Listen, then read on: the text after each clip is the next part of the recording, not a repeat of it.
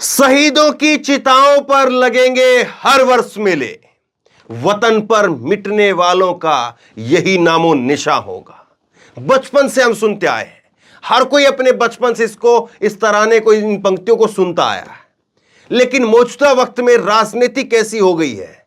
मौजूदा वक्त में राजनीति के ऊपर आरोप लग रहे हैं कि शहीदों की शहादत पर लग रहे हैं ठेले। शहीदों की शहादत पर लग रहे हैं राजनीतिक ठेले। यह सत्ता शहीदों की शहादत पर वोट मांग रही है। इसका अंजाम क्या होगा? बीजेपी जो कहती है कि सबसे बड़ी राष्ट्रवादी पार्टी है, वो बीजेपी राजस्थान के अंदर विपक्ष की पार्टी है। और वो बीजेपी के ऊपर आरोप यह है कि वो शहीदों की वीरांगनाओं के कंधे पर बंदूक रख करके चला रहे हैं। दूसरी तरफ राजस्थान की सरकार, अशोक गहलोत, उन्होंने बाकायदा ट्वीट करके इस बात को स्पष्ट कर दिया है कि वो इस मामले के ऊपर अब आगे नहीं जाने वाले हैं। क्या है आखिरकार मामला? क्या चल रहा है राजस्थान के अंदर? ऐसा दरअसल पुलवामा का हमला हुआ और पुलवामा के उस हमले में करीब 40 जवान शहीद हुए। और उन 40 जवानों में से 5 जवान जो है वो राजस्थान के थे। और उन 5 जवानों में से 3 जवानों की जो वीरांगनाएं हैं वो राजस्थान में धरने पर बैठी हैं। उनकी कुछ मांगे हैं।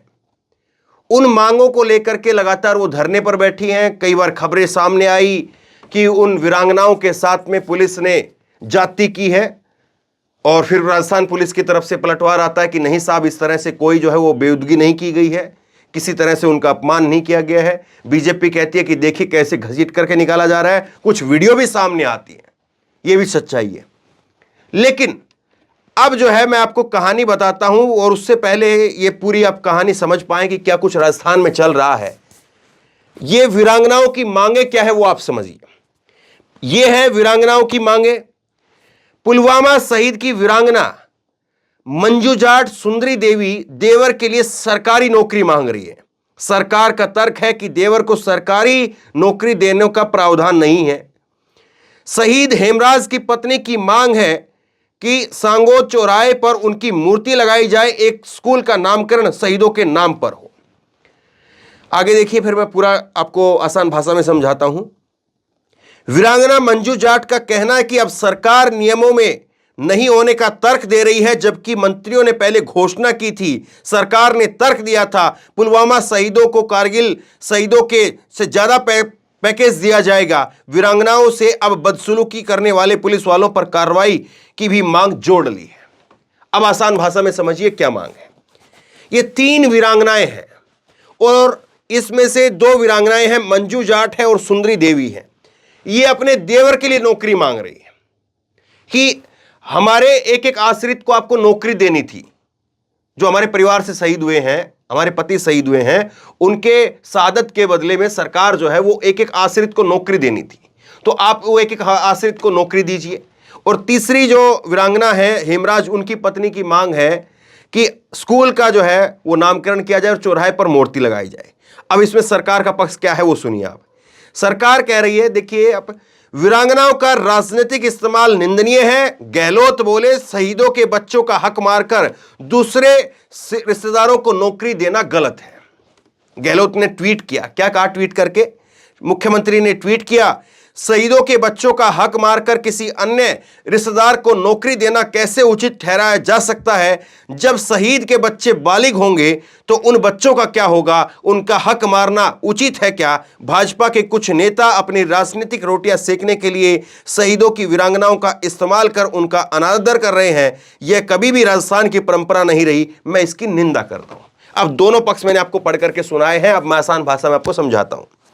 दरअसल जो 3 वीरांगनाएं हैं उनमें से 2 का कहना यह है कि हमारे आश्रितों को, हमारे रिश्तेदारों को, उनको नौकरी दे दी जाए।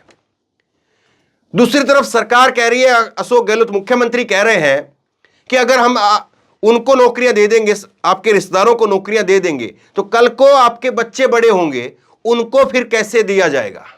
उनको नौकरी फिर कैसे दी जाएगी? और जो आपके बच्चे बड़े होंगे फिर वो कैसे जो है वो आगे चल करके उनका सहारा क्या होगा, ये सवाल जो है वो गहलोत की तरफ से रखा गया है।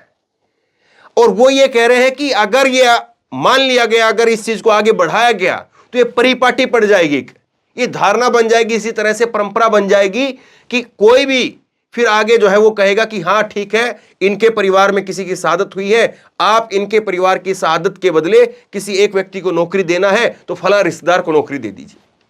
और फिर अब आगे चल करके इसमें जो है वो बात ये कही जा रही है कि अगर ऐसे होने लगा तो फिर तो किसी के 4 रिश्तेदार हैं, किसी के 5 रिश्तेदार हैं, और वो कहेगा कि हमारे जो है वो लड़के को नौकरी लगवा दो, उस वाले लड़के को नौकरी मत लगवाओ। यानी एक ही परिवार के अंदर जो है वो मांगे उठने लगेगी। मसलन कि मैं ही कोई व्यक्ति हूं और मेरे ही परिवार में जो है कोई ऐसा कोई मेरे साथ में हादसा हुआ है, और फिर मेरे परिवार में मेरा कोई दूसरा भाई है, वो कहेगा कि उस वाले भाई को नहीं, मेरे वाले लड़के को जो है नौकरी दिलवा दो और मैं इस नौकरी के बदले अंदर खाने कुछ पैसे दे देता हूं, ये कर देता हूं, वो कर देता हूं।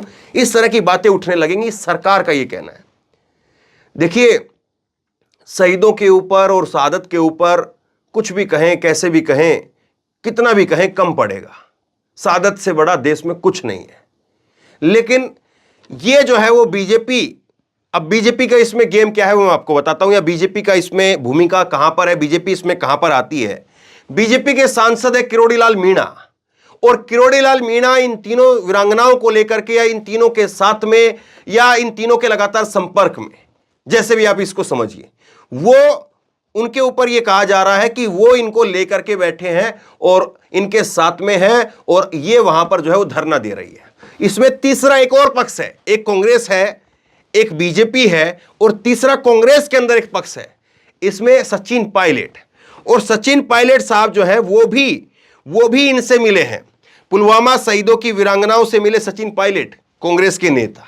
तो तीसरा वो भी पक्ष है, और उन्होंने भी मुख्यमंत्री को लेटर लिखा है, और उन्होंने भी मुख्यमंत्री को लेटर लिख करके इस पर जो है ध्यान देने को कहा है। अब देखिए, इसमें अब जो है वो एंट्री हो गई है वो राज्यपाल साहब की। न्यूज 18 की खबर आप देखिए, थम नहीं रहा है वीरांगनाओं के प्रदर्शन का विवाद, अब राज्यपाल ने लिखा सीएम गहलोत को पत्र, दिए निर्देश।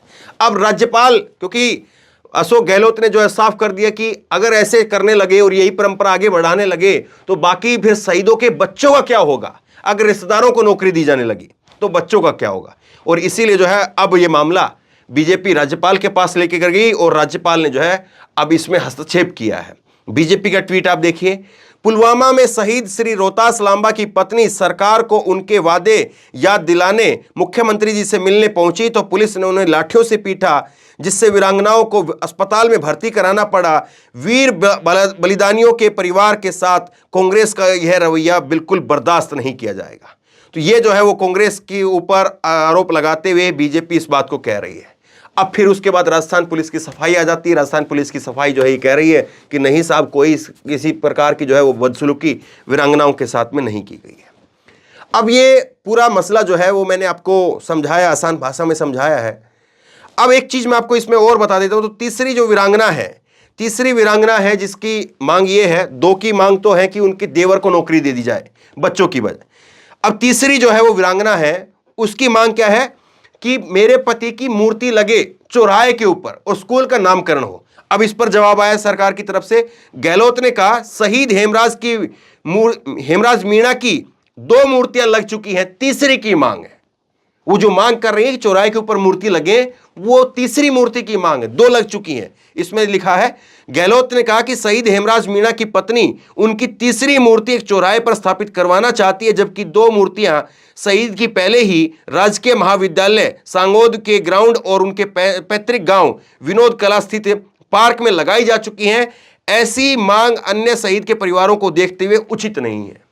तो अब ये कह रहे हैं कि ऐसे 3-3 अगर मूर्तियां लगाने लगे तो फिर और परिवार भी कहेंगे कि उनकी भी मूर्तियां लगवाओ, 3-3 लगवाओ। एक मूर्तियां तो जो है वो देखा है कि गांव में, चौराहे पर, पार्क में कहीं ना कहीं जरूर लगती है, लेकिन 2 लग चुकी हैं, अब तीसरी की मांग कर रही है।